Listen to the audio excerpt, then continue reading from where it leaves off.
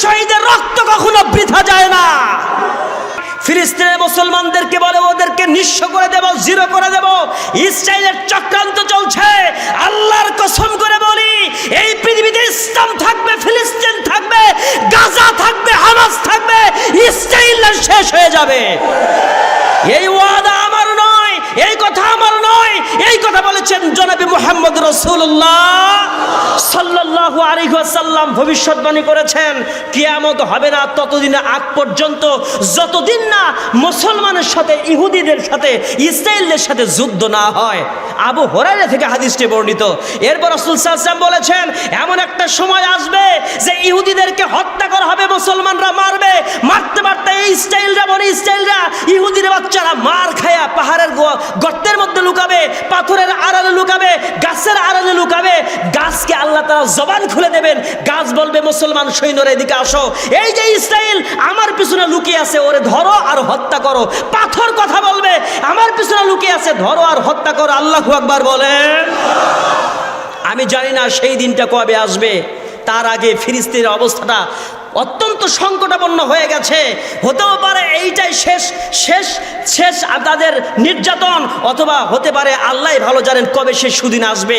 তবে জেনে রাখেন ৭৫ বছর থেকে যারা নির্যাতিত হচ্ছে, নিষ্পেষিত হচ্ছে, ঘর ছাড়া বাড়ি হারা হয়ে যাচ্ছে, শিশুরা আত্মনাদ চিৎকার, আকাশ বাতাস ভারী হয়ে গেছে, জেনে রাখবেন একজন শহীদের রক্ত কখনো বৃথা যায় না। যে এলাকাতে যত রক্ত ঝরেছে, যত শহীদ হয়েছে, ওই জায়গাটা হয়ে গেছে আল্লাহর দ্বীনের জন্য উর্বর ভূমি।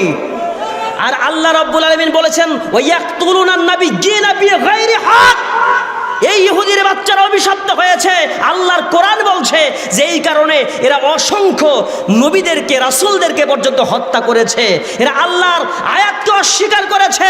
ইয়াহইয়া আলাইহিস সালাতু ওয়াস সালামকে গর্দান দ্বিখণ্ডিত করেছে, জাকারিয়া আলাইহিস সালাতু ওয়াস সালামকে চিরে দ্বিখণ্ডিত করে দিয়েছে এই সমস্ত ইহুদির বাচ্চারা। আর সে কি জানেন? ইব্রাহিম আলাইহিস সালাতু ওয়াস সালাম পৃথিবীতে সর্বপ্রথম কাবা নির্মাণ করেন। হাদিসের মধ্যে এসেছে কাবার ৪০ বছর পরে বাইতুল মুকাদ্দাস তৈরি করেন সর্বপ্রথম ইব্রাহিম আলাইহিস সালাতু ওয়াস সালাম। ইব্রাহিম আলাইহিস সালাতু ওয়াস সালামের সন্তান ইসমাইল ছিল মদিনা, ইসমাইল ছিল মক্কায়, আর ইসহাক তিনি ছিলেন হচ্ছে সেই জেরুজালেমে। এই জায়গায় ইসহাক আলাইহিস সালাতু ওয়াস সালাম নবী ছিলেন, তার সন্তানের নাম ইয়াকুব নবী। নাম আছে, মনে আছে? ইয়াকুব নবীর সন্তান একজন নবী হয়, সেই নবীর নাম হলে ইউসুফ নবী। পৃথিবীতে সবচেয়ে সুন্দর চেহারার অধিকারী ছিলেন, মনে আছে? এই বনি ইসরাইল ইতিহাস বলছি, এই ইউসুফ, ইয়াকুব নবীর সন্তান হলো ইউসুফ। ইউসুফ নবীর 11 ভাই, ওই 11 ভাইয়ের ভিতরে বড় ভাই, সবচেয়ে বড় ভাই ইউসুফ নবীর সহোদর ভাইয়ের নাম হলো বেনিয়ামিন। আর ইউসুফ নবী তো ইউসুফ নবী। আর ওই 10 ভাইয়ের ভিতরে বড় ভাইয়ের নাম হচ্ছে ইয়াহুদা। ওই ইয়াহুদার বংশ থেকে পরবর্তীতে এই ইহুদি বংশের আবির্ভাব ঘটে। কিন্তু এরা মূলত প্রথম দিকে ছিল বনি ইসরাইল। আর বনি ইসরাইলটাই পরবর্তীতে তারা ইয়াহুদা বড় ভাই, ওই বংশের ধারাবাহিকতায় ইহুদি নামকরণে তারা ইহুদি নামটা উচ্চারণ করে। কথা কি বুঝতেছেন আমার? এই ইহুদির বাচ্চারা মুসলমানদের কম জ্বালায় নাই, নবীদের কম জ্বালায় নাই, নবীদের হত্যা পর্যন্ত করেছে। আল্লাহ তাআলা এমন অভিশাপ দিছে, এদেরকে আল্লাহ তাআলা কি দিয়েছিল? আসমান থেকে মান্না ওয়া সালোয়া খাওয়াইছে। হযরতে মূসা আলাইহিস সালাতু ওয়াস সালাম বনি ইসরাইল নবী ছিলেন না? কথা কয় না কেন? আসমান থেকে জান্নাতি খাবার পাঠাইছে শয়তানের প্ররোচনায়। ইহুদি জাতি বলে আমাদের খাবারের দরকার নাই, প্রত্যেক দিনে এক খাবার ভালো লাগে নাকি? এই প্রতিদিন এক খাবার খাবো? তুমি কিসের নবী? আল্লাহরে বলো আমাদের এই খাবারের দরকার না, জান্নাতি খাবার আমরা খাবো না। সুখে খাইলে, কথা কয় না, সুখে খাইলে ভূতে গিলায়। যখন দুনিয়াতে আল্লাহ তাআলা বলে ঠিক আছে, তাহলে ও আদা সিহা, ও বাসলিহা, ও ফুমিহা, আদা রসুন পেঁয়াজ মরিচ, এখন হলুদ বাটো মেহেন্দি বাটো আর খাও। কথা কয় না? ভালো লাগলো না? এখন হলুদ বাটে মেহেন্দি বাটে খায়, মুখে দুর্গন্ধ হয়, পায়খানাও দুর্গন্ধ হয়। আর জান্নাতি খাবার খাইলে সুঘ্রাণ ছোট্ট, ভাল লাগে না। কথা কয় না? এই জান্নাতি খাবার দীর্ঘদিন খাওয়ার কারণে এদের মাথায় বুদ্ধি বেশি। কথা বুঝতে পারছেন আমার? এই বনি ইসরাইল জাতের বুদ্ধি বেশি হওয়ার আরেকটা কারণ, জান্নাতি খাবার পৃথিবীতে দীর্ঘদিন বসে বসে খাইছে, কিন্তু এই বুদ্ধিটা ইসলামের কাজে না লাগাচ্ছে শয়তানের কাজে। কথা বলেন?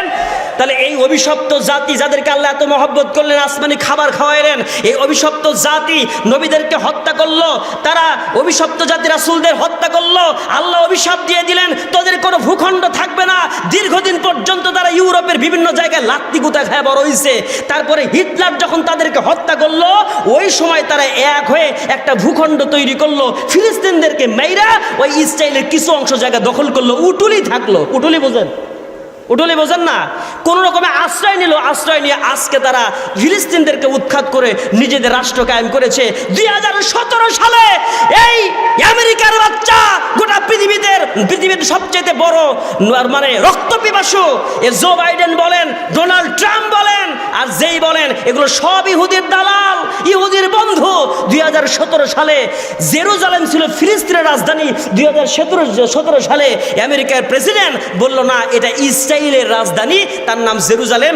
আর জেরুজালেম মুসলমানদের রাজধানী না, এটা ইসরায়েলের। জোরে কর নাউজুবিল্লাহ।